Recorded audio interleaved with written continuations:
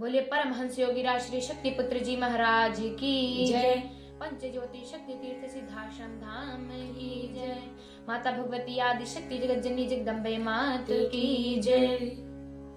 अभी एक पाखंडी कथावाचक धूर्त ने हमारे परम पूज्य गुरुवर पर गाली गलौज कर अपने आप को चमगादड़ होने का सबूत दिया है, क्योंकि चमगादड़ को सूर्य दिखाई नहीं देता। अरे मूर्खानंद, तू कौन से शास्त्रार्थ की बात करता है?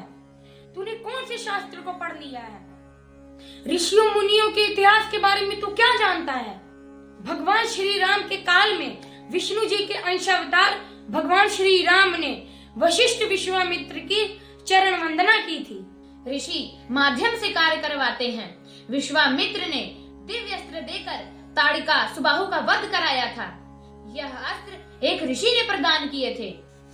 रावण के वध से पूर्व भगवान श्री राम ने ऋषि भारद्वाज, अत्रेय, अनुसुईया, अगस्त मुनि, जिन्होंने एक अंजुल में सागर को पी गए थे, उनके आशीर्वाद और निर्देशन में लंका पर विजय प्राप्त की थी। युद्ध से पहले माता जगत जननी जगदम्बा की पूजन अर्चना कर विजय प्राप्ति का आशीर्वाद मांगा था।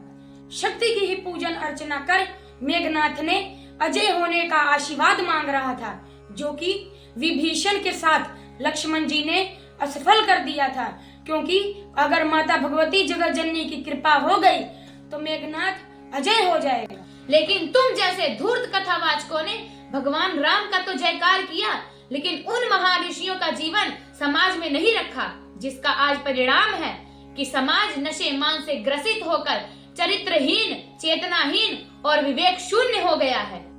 गुरुवर पर उंगली उठाने से पहले प्रशांत, मूर्खानंद, गधानंद, तूने गुरुवर के पूर्व के चिंतन को अगर देख लिया होता तो तेरी बुद्धि खुल जाती। जो आज बड़े बड़े धर्माचार्य सलाखों के पीछे हैं, उन पर भी गुरुवर ने उनके काले कारनामों पर आवाज उठाई थी। राजनीति के क्षेत्र में अगर देखें तो 2016 में लखनऊ के शिविर में अखिलेश यादव जो मुख्यमंत्री थे, उन्होंने गुरुवर के शिविर में अड़ंगा डाला था। गुरुवर ने अपने मंच से कहा था कि तुमने धर्म के कार्य में अड़ंगा डाला है। जब तक तुम मेरे सिद्धाश्रम में आकर माफी नहीं मांगोगे, तब तक सत्ता में वापस नहीं आओगे। मध्य प्रदेश में कमलनाथ की सरकार थी। सिंगरौली के शिविर में गुरुवर ने कहा था, यदि तुम गांव-गांव में शराब के ठेके खुलवाओगे तो सुनो, ठेके खुलवाना तुम्हारे हाथ में है, लेकिन तुम्हारा सत्ता में बने रहना यह मेरे हाथ में है। उनकी सत्ता चली गई थी। सर्च करके देख ले धूर्त। शिवराज सिंह चौहान ने भोपाल में आकर गुरुवर के सम्मुख वादा किए थे कि एक एक संभाग से प्रदेश को नशा मुक्त बनाएंगे। कार्य नहीं किए, मुख्यमंत्री का पद चला गया। अरे धूर्त, जिस पत्रिका कीर्ति क्रांति की तू बात कर रहा है, वो परम पूज्य गुरुवर जी के बड़े भाई के हत्यारे थे। उस पर मुकदमा भी दर्ज है और अभी भी चल रहा है। अरे धूर्त, अब तुझ पर भी एफआईआर दर्ज होगी भ्रामक आरोप लगाने की। गुरुवर ने तो यह भी कहा था कि ये जो खबर छपी है, अगर इसे कोई सही साबित कर देगा तो मैं उसे 1 करोड़ का इनाम दूंगा। अरे धूर्त, तू तो खुद के जाल में फंसी जा रहा है। तू क्या पोल खोलेगा? तू तो अपनी खुद की पोल खोली जा रहा है कि तू कितना नीच है। सुधर जा, लेकिन अब तुझे सुधरने का समय नहीं है।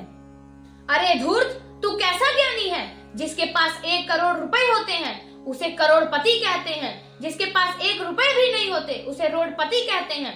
तूने कहा कि हमारे गुरुदेव खुद को मायापति कहते हैं। अरे धूर्त, जैसे तुझे केवल राधा कृष्ण का रास नजर आता है, समस्त अनंत ब्रह्मांड के जो नायक हैं, समस्त ऋषियों के जो स्वामी हैं, सिद्धाश्रम धाम के जो संस्थापक हैं, जो उच्च कोट के ऋषि, उन्हें योगेश्वर स्वामी सच्चिदानंद कहते हैं। अरे धूर्त, चमगादड़ की औलाद, कान खोलकर सुन ले। अनेकों ब्रह्मा, अनेकों विष्णु, अनेकों राम, अनेकों कृष्ण है, लेकिन स्वामी सच्चिदानंद केवल एक है। जिनकी रजकण को पाने के लिए देवी देवता ललायित रहते हैं, उन्हें ही मायापति कहते हैं।